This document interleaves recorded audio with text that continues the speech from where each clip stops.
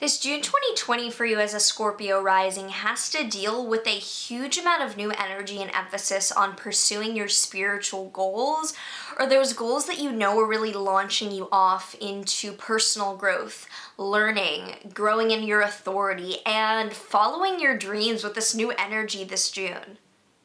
If you're excited to dive into what the astrology, what the tarot cards, and what the oracle deck cards have to say for you and your rising sign this month, make sure that you like, subscribe, and hit that notification bell so you are always up to date with what the stars have in store for you.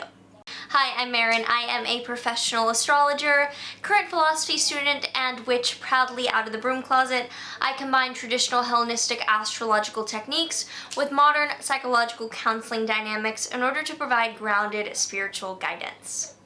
So this month has fewer important transits than usual, but the transits that it does have are very important. So we're going to take a bit of a deeper dive into each of these important transits for you as a Scorpio rising. So starting out on the 5th, there is a lunar eclipse in Sagittarius between your 8th and 2nd house axis. This is a full moon on steroids, basically, which I have a full video on linked down below. Basically, this is a culmination over the next 6 months of a chapter regarding finances for you. It's definitely the letting go or the ending of releasing some sort of financial contract or way that you're dealing with your money into something that's more shared. For example, you could be like dealing with a new company that you're investing in, you're pulling some money towards it, you are feeling propelled into a more communal financial situation. And over the next few months, I highly recommend you watch the video down below about this because it will give a lot of insight into that. You could be stepping into some newness around your money matters. On the 18th, Mercury will then station retrograde in your Cancer 9th house. So Mercury going retrograde in your 9th house indicates a rethinking of your educational goals, foreign travel matters, which I don't think many of you would be doing right now, but coming up maybe some plans to study abroad or some spiritual or philosophical endeavors you might be interested in. You're rethinking that in terms of what will bring you the most emotional security, what really nurtures your soul, and what supports your personal growth in a way that is sustainable in the long term. Then on the 20th, the Sun enters your Cancer 9th house. So along with Mercury going retrograde in your 9th house, the Sun is entering your Cancer 9th house, illuminating the part of your chart around those long-distance foreign travel plans, higher educational, spiritual matters. There's this emphasis on feeling propelled and excited by the ways in which magic is surrounded, or you're surrounded by magic, and wanting to pursue those areas of life as well. On the 21st, there is then a solar eclipse in your Cancer 9th house, a huge new beginning, a new moon on steroids.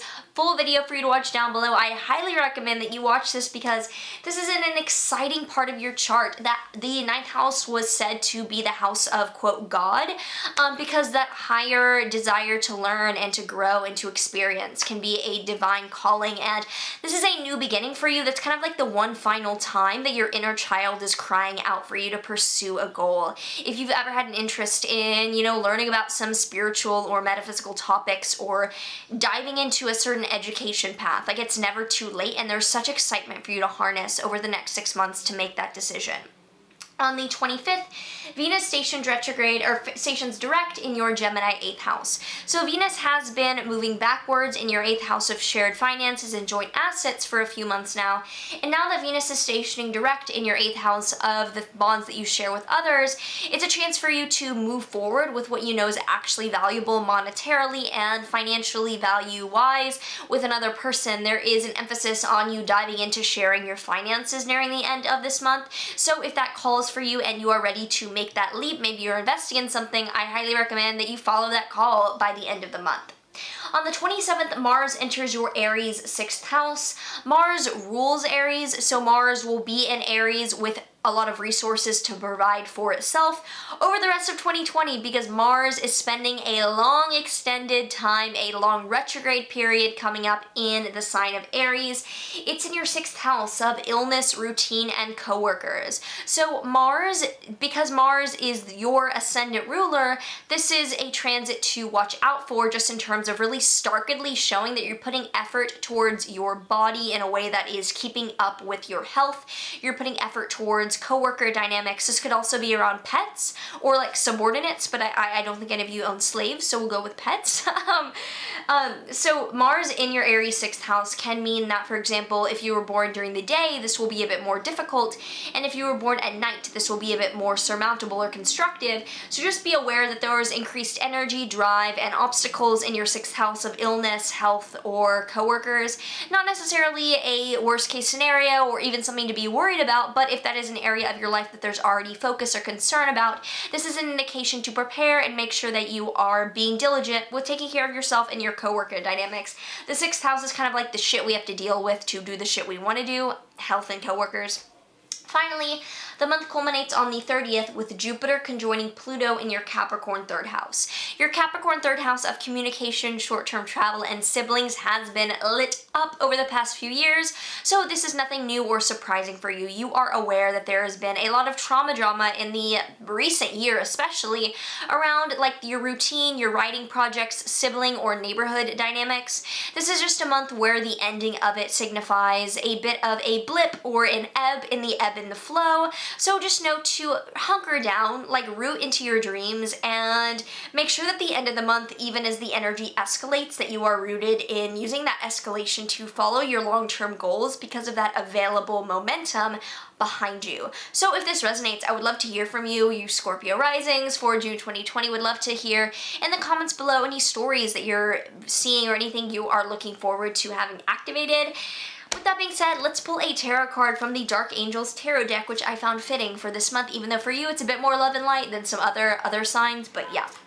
So we have the Six of Pentacles reversed, and upright, this is the card of success and of long-term growth finally coming to fruition, like the bricks are all building the cathedral. With this inverted, there's a lack of balance or foresight in the way that you're going about achieving your goals. There might be too much lethargy, there might be too much energy. This is just asking for you to reevaluate the way that you are putting your energy towards your goals, and maybe this launch pad deals with more sustainable routine in a way that doesn't overwhelm your physical body or the amount of like trips you're having to make. Let's get a Witch's Wisdom Oracle deck card for a final word of guidance for Scorpio Risings for June 2020. Familiar, Guardian. Let's see, it's a cute little cat on here. Let's see what the book tells us this card, Familiar, is telling us. A bark, meow, squawk, or song, look who appears, 'tis never wrong. Lighten your load, call to your side, your new best friend, your familiar guide.